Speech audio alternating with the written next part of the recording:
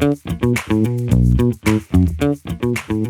my name is Jim Schear, and I'm sitting in my 1964 Porsche 356, recently restored by Apex Customs. This is the second of 3 cars to have undergone the Apex treatment. This car got a whole new interior, custom. It's absolutely beautiful, and it took the original paint, did the work where it needed to be done, and brought it up to a shine that it really never had, not even when it was new. It's a beautiful car, great to drive, and it's a source of continuous approval by other drivers. The first car was the real challenge.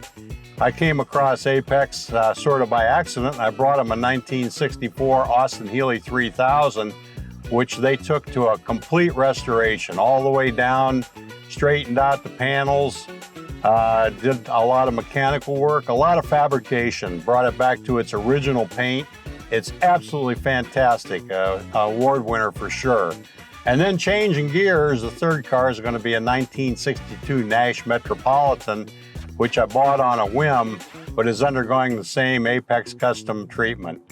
I can't imagine a better company for taking a car that you have, improving it both in appearance and in functionality, and returning you something that is just going to be the envy of the neighbors.